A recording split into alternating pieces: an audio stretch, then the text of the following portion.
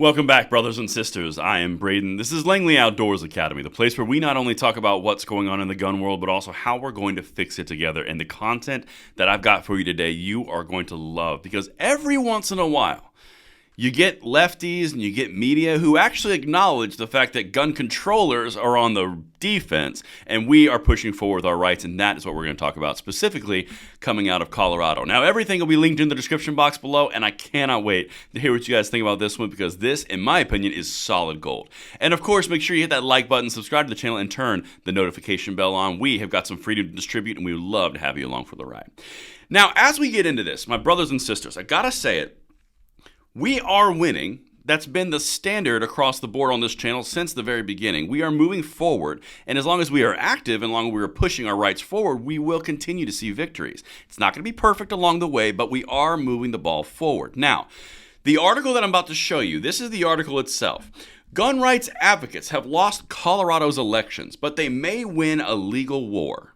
Interesting, the legal war. That's where the fight has been. Now let's run this through Ground.News, an app and a website that gives us a more complete picture and the backstory behind every source that we cover. So as you can see, they rate this article high factuality and rank to the center. Now there's not a lot of other sources cover this, so let me give you an example of the power of Ground News when you add quantity. Now, Biden tells Broadway theater packed for fundraiser that Trump is determined to destroy the nation. Subtle. But if you look at who's actually covering it, there's 47 news sources, and you can see the biased distribution, left and center. Notice anything missing? Nothing in the center right or the farther right? That's because this is owned by 69% media conglomerate. Interesting how all of that's owned and all point in the same direction. That is the power of Ground.News. There's a link in the description box below, and make sure you check it out and get your own Vantage subscription. It's about $5 a month for you to get in the know and know all the things behind the stories you consume. Thank you so much to them, and now let's get it. We have got some stuff to talk about in Colorado, my people.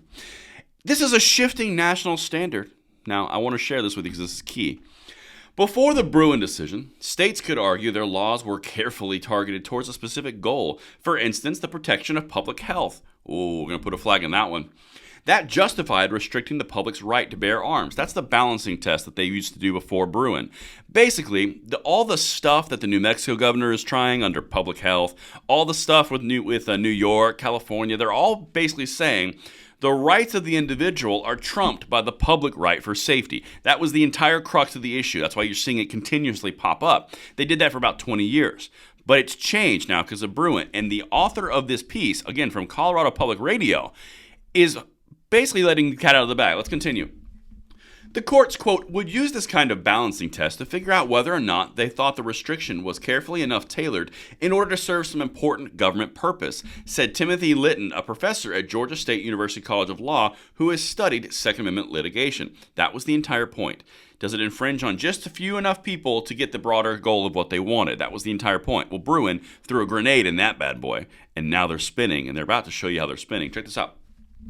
But with Bruen, the Supreme Court has opened the door for legal challenges to even decades-old gun laws. Quote, we are talking about dozens of cases across the country that deal with everything from minimum age requirements to restrictions on semi-automatic weapons, to restrictions on the sale of weapons to people who are under restraining orders for domestic violence, Litton said. Now, that's all the talking points from the left. Look, they want domestic violence abusers to have guns. That's not at all what was said. The entire point of that entire case, they're talking about the Rahimi case, was the fact that this person was not convicted and a restraining order was filed, therefore they lose their rights without a jury of their peers and no conviction. That was the entire point, but they like to go down the road of their domestic views are convicted. They were never convicted. That's the whole point.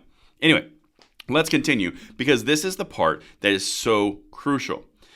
That final example, again, the Rahimi case, is at the heart of a Texas case that the Supreme Court has agreed to hear this fall. Its ruling next year could offer more guidance on how lower courts should implement this new historical precedent standard, which is what the left wants. And this is the point of this video.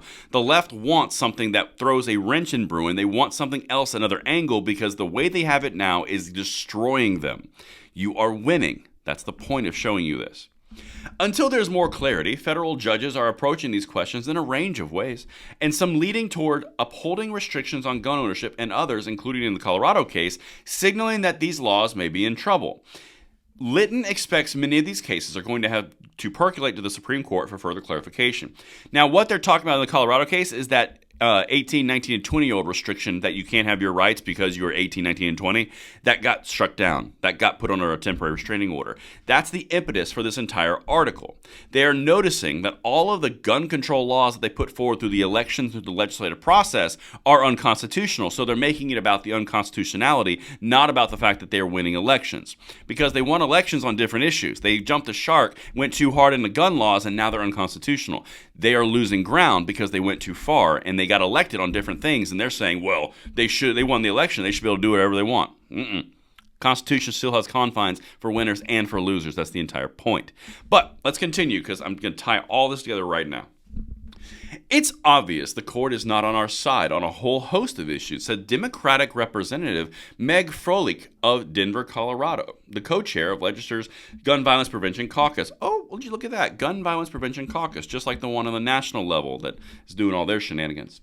But she said advocates for stricter gun laws at the State House aren't going to slow down in spite of legal challenges from Second Amendment advocates. Okay, see you on the field of ideological battle in the court system where you're getting absolutely smoked.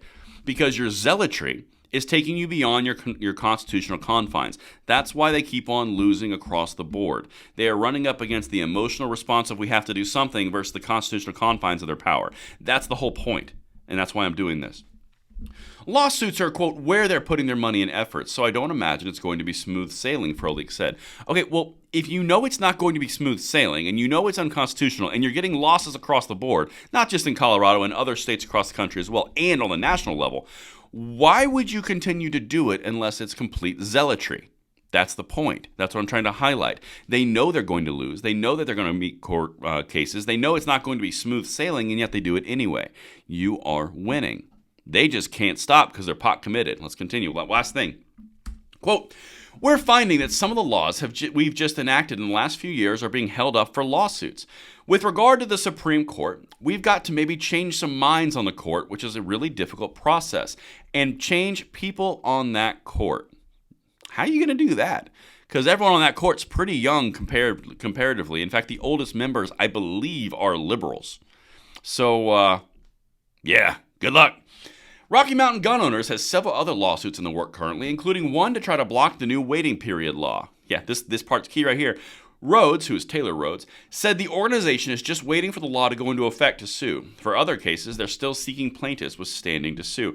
So all they're doing is waiting for it to go into effect. They are learning. On the gun rights side, that's the one thing that's been kind of a thorn in our paw, has been the fact that governments are saying, well, we haven't enacted it yet, so there's no injury. Even though it is blatantly unconstitutional, it's not in effect, so therefore there's no complaint.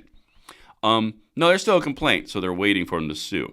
Same thing happened with the 18, 19, and 20-year-old law when basically got struck down. That's because they waited for it to be implemented. It was on the day it was going to be implemented, and they got smoked. And that is what I've got for you guys. Let me know what you guys think in the comments below. Let me know if I landed this plane, and I will see you on the next one. I'm Braden. See you later.